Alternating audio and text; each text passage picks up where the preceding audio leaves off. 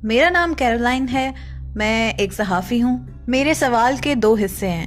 کیا اسلام معاف کر دینے کے عمل کو اچھا سمجھتا ہے؟ ہماری اس بہن نے پوچھا ہے کہ کیا اسلام معاف کر دینے کے عمل کو اچھا سمجھتا ہے؟ آف کورس ہاں، ایسا ہی ہے۔ اور قرآن پاک کا ہر سپارہ، ہر سورت ایک لائن سے شروع ہوتا ہے، بسم اللہ الرحمن الرحیم، یعنی اللہ کے نام سے شروع جو نہایت مہربان اور رحم کرنے والا ہے۔ لہٰذا اللہ تعالیٰ رحم کرنے والا ہے، یہ اللہ کی ایک صفت ہے۔ میرے سوال کا دوسرا حصہ یہ ہے کہ اسلام قتل کے بدلے قتل کی اجازت کیوں دیتا ہے؟ آنر کلنگ کی اجازت کیوں ہے؟ آنر کلنگ، آپ کی کیا مراد ہے آنر کلنگ سے؟ آنر کلنگ سے مراد قتل کے بدلے قتل کر دینا ہے، یا پھر اللہ کے نام پر کسی دوسرے انسان کی جان لے لینا۔ یہ غیر متعلقہ ہو سکتا ہے، لیکن پھر بھی میں اس کا جواب جاننا چاہتی ہوں۔ میں یہ سب اس لیے پوچھ رہی ہوں کیونکہ میں نے بہت سی کتابوں میں پڑھا ہے کہ ایک انسان قتل کے بدلے کسی بھی دوسرے انسان کا قتل کر سکتا ہے۔ ہماری اس بہن نے بہت اچھا سوال پوچھا ہے کہ اگر اسلام دوسروں کو معاف کر دینے کو اچھا سمجھتا ہے تو پھر وہ غیرت کے نام پر قتل یا پھر وہ قتل کے بدلے میں قتل کا کیوں کہتا ہے، جبکہ اسلام تو معاف کر دینے کی بات کرتا ہے۔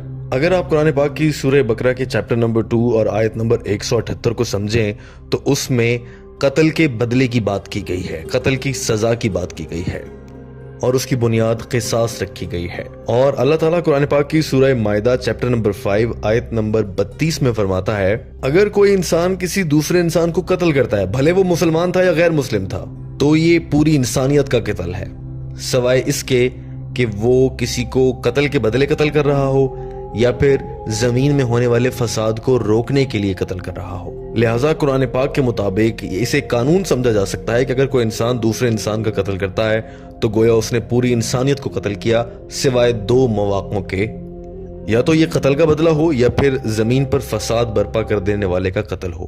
ان 2 صورتوں میں قتل کر سکتے ہیں، اس کے علاوہ نہیں۔ اب یہ 2 صورتیں ہیں جس میں اسلام اجازت دیتا ہے کہ کسی کو قتل کیا جا سکتا ہے، اور ایسا کیوں کیا گیا ہے یہ میں آپ کو بتاتا ہوں۔ پہلی جو صورت ہے وہ یہ ہے کہ اگر کسی شخص نے دوسرے انسان کا قتل کیا ہے، جسے آپ نے آنر کلنگ کہا تھا، اور دوسرا یہ اگر وہ زمین پر فساد پھیلا رہا ہو، دنیا کو آلودہ کر رہا ہو، کرپشن کر رہا ہو۔ اچھا، اب یہ لازمی بھی نہیں ہے کہ قتل کے بدلے میں ہر حال میں ہی قتل کیا جائے گا۔ اسلام کہتا ہے کہ اگر معاف کر سکو تو کر دو۔ اسلام یہ کہتا ہے اگر مرنے والے کے رشتہ دار مارنے والے کو معاف کرنا چاہیں تو وہ کر سکتے ہیں، یا اس کے بدلے میں قصاص یا دیت کا قانون موجود ہے۔ لیکن اگر بالفرض کوئی کسی کو قتل کر دیتا ہے اور اس مقتول کے رشتہ داری چاہتے ہیں کہ قاتل کو سزا ملے اور اس کی بھی موت ہو، یہ صرف قرآن پاک یا اسلام میں نہیں ہے، بائبل میں بھی ایسا ہے، اور بلکہ دنیا کے سارے بڑے ممالک میں بھی یہی قانون اپنایا جاتا ہے کہ قتل کے بدلے قتل کی سزا ملتی ہے۔ حتیٰ کہ اسلام میں بھی ایسا ہے، اگر کوئی شخص کسی دوسرے کو مار دیتا ہے، اب سزا کے طور پر اسے قتل کرنا ہے تو پھر اسے قتل کیا جا سکتا ہے، لیکن مقتول کے رشتہ دار اس کو معاف کر سکتے ہیں اگر وہ چاہیں تو وہ قاتل کو معاف کر سکتے ہیں۔ اچھا، اب دوسری وجہ پر آ جاتے ہیں، وہ یہ تھی کہ دنیا پر فساد پھیلانے والا۔ مثال کے طور پر اگر کوئی شخص کسی کا زنا کر رہا ہے، اب وہ زنا کر رہا ہے، دنیا میں فساد پھیلا رہا ہے، اس صورت میں اسے سزا موت ملنی چاہیے، اسے مار دیا جانا چاہیے۔ اسلام کے مطابق ایسا ہی ہے۔ دوسری صورت یہ ہے کیونکہ یہ جرم اتنا سنگین ہے، یہ اتنا بڑا جرم ہے کہ اس کے لیے اور کوئی سزا نہیں ہے، بس موت کی سزا ہے۔ اور میں نے یہ سوال بہت سے غیر مسلموں سے پوچھا ہے کہ خدا نخواستہ اگر کوئی تمہاری ماں کے ساتھ زنا کرتا ہے اور آپ کو ہی کوئی جج بنا دیتا ہے کہ آپ فیصلہ کریں، اور اس موقع پر وہ زنا کرنے والا شخص بھی آپ کے سامنے لایا جاتا ہے، تو آپ کیا سزا دیں گے اس کو؟ میں نے جس سے بھی سوال پوچھا ہے 100% لوگوں نے، 100% غیر مسلموں نے مجھے یہ کہا ہے کہ وہ اس کو مار دیں گے۔ جنہیں زیادہ غصہ تھا وہ یہ کہہ رہے تھے کہ ہم اس کو تشدد کر کے اس کی جان نکالیں گے۔ تو یہ دوہرے معیار کیوں ہے؟ کیا آپ کو معلوم ہے امریکہ جو کہ بہت ایڈوانس اور جدید ملک مانا جاتا ہے، FBI کے اعداد و شمار کے مطابق 1990 میں ہر روز اوسطاً 1756 زنا کے کیسز سامنے آتے تھے ایک دن میں۔ 1996 میں یہ بتایا گیا کہ ہر روز 2713 زنا کے کیسز سامنے آ رہے ہیں۔ تو ان 6 سالوں میں اتنا فرق آ گیا۔